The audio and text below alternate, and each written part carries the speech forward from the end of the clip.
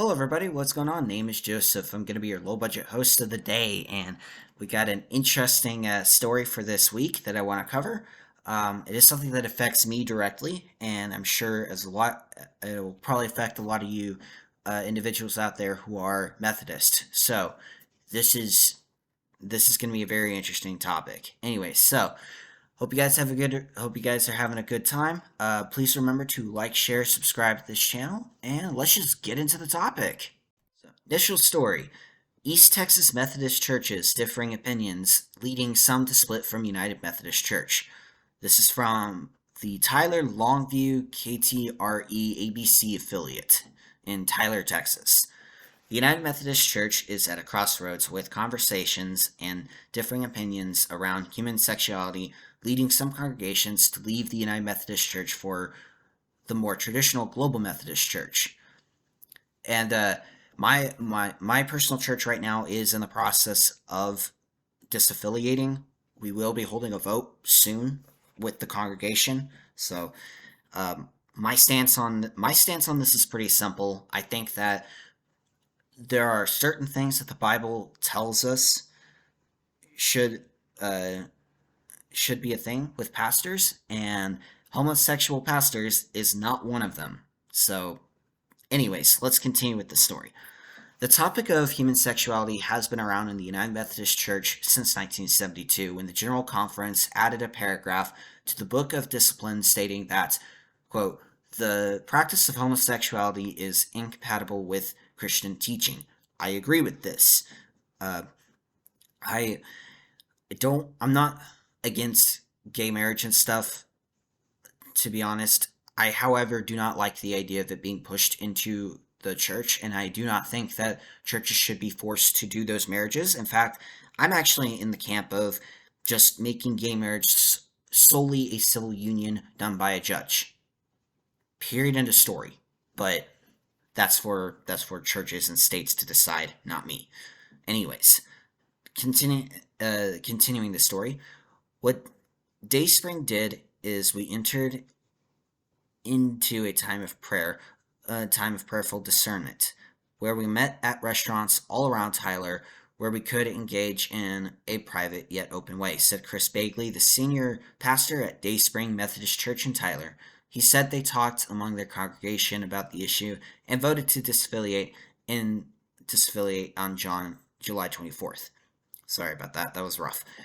For us, the decision was whether we wanted to stay in the United Methodist Church and follow what we believe is the future for that denomination, or to begin part of a new denomination and a new movement in the Global Methodist Church. And that's where our community voted. For the most part, the Global Methodist Church does not have a lot of differing beliefs from the traditional or from the United Methodist Church. In fact, the Global Methodist Church is way more traditional in its beliefs than the United Methodist Church seems to be at this time. But of course, like a lot of things, there's a lot of pushback. So let's go to Kimberly Carney. Kimberly Carney is the senior pastor at Fairwood Methodist Church in Tyler. She said, with the postponement of a general conference that was supposed to happen in 2020, it has led people to follow what they feel God is calling them to do. Quote, to either leave the United Methodist Church and join other denominations, or to stay with the United Methodist Church and work from the inside to change the belief and doctrine that is occurring, Carney said. She says in another quote, here at Fairwood, because we see a need in the community for a United Methodist congregation, we have decided to put off any talk of discernment or disaffiliation for the time being and for the new future, Carney said. She said, they take heart the saying, open minds, open hearts, open doors.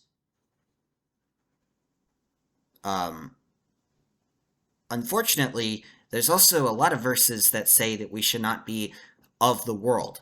And that is where a lot of these more left-leaning pastors definitely are taking us. In the message, of course, is we have to be nice and sing Kumbaya with everybody and be tolerant. That is not the entire message of the gospel. We are not called to be placating. We are not called to be placating. We are called to lead. We are called to be messengers, and we are called to be examples. We are not called to placate people's sins. In fact, we are actually discouraged multiple times we're discouraged from doing that multiple times throughout the New Testament. Now, there's another article I found that is kind of in the same vein as Carney's complaints. This is from the Waco Tribune Herald. The title is Letters. Methodist Church Split Giving Off Stench of Power Bigotry. You know where this is going. First part. Several weeks ago, I expressed my disappointment and pain associated with the movement of disaffiliation that is occurring within our beloved United Methodist Church. I had not intended to say more, but the continuing stench emanating from the cauldron of bigotry and cravings for power motivates me to say more. One of the major themes of the perpetrators of this disaffiliation movement is that the new entity being formed will be more consistent with the positions of our founder, John Wesley. Nothing could be further from the truth. In one of his sermons, he makes the following statement. Let's see what they take out of context. Schism means lacking tender care for each other, an alienation of affection, a division of heart.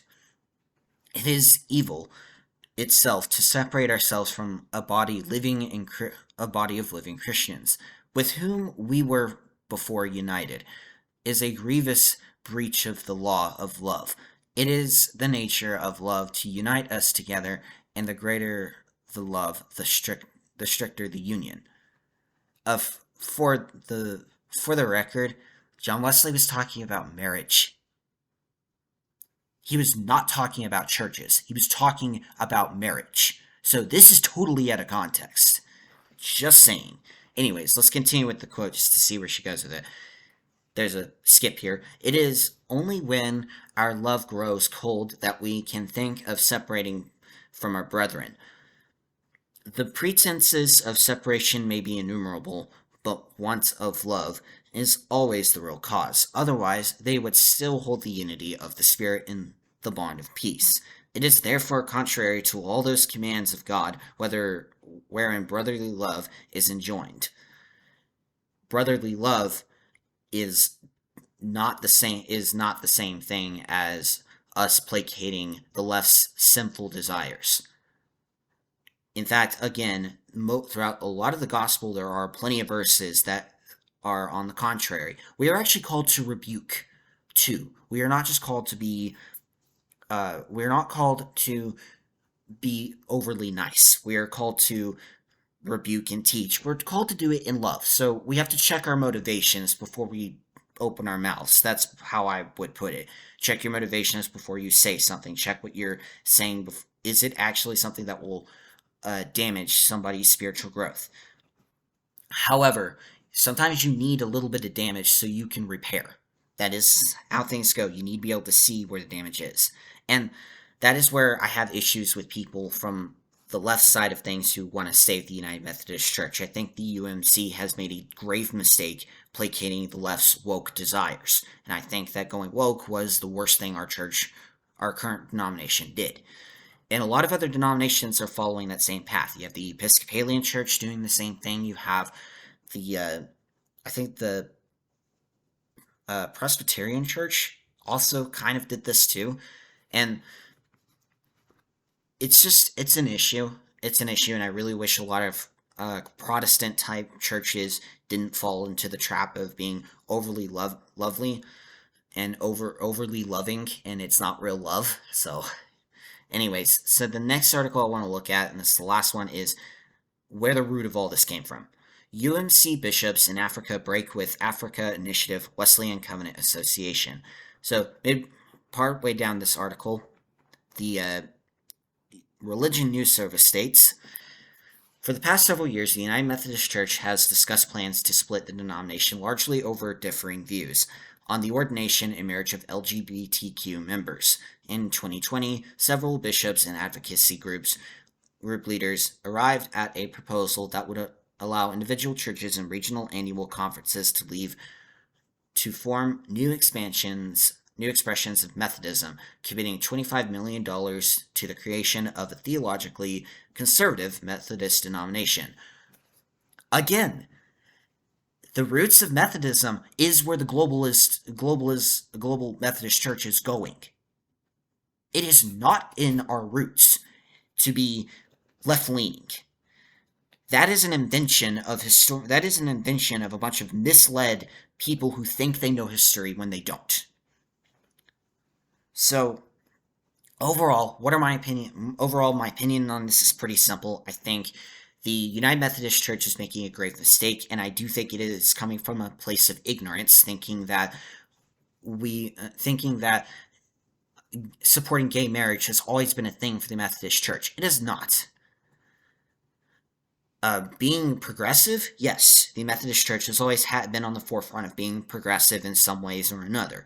However, it is not progressive to placate sin, and that is where these people are gravely mistaken. In fact, it was the Methodist Church that pushed prohibition. So I'm just saying, it is also the Methodist Church that also pushed for Texas not having gambling laws, partially. So I'm just saying it is not in our nature to be placating sin, and I do believe that this is going to lead to a giant split with the church. It's not just going, it is leading to a split in the church. And well, I really hope that this video was insightful, and I'm sorry it wasn't very organized, wasn't very well scripted. It was just, it came up, I wanted to do this last minute, and I thought it was a very interesting topic.